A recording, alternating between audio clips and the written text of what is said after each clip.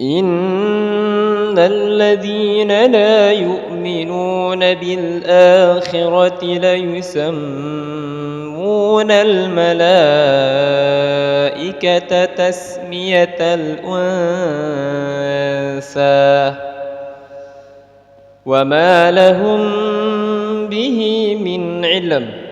إن يتبعون إلا الظن وإن الظن لا يغني من الحق شيئا فأعرض عن تولى عن ذكرنا ولم يرد إلا الحياة الدنيا ذلك مبلغهم من العلم إن ربك هو أعلم بمن ضل عن سبيله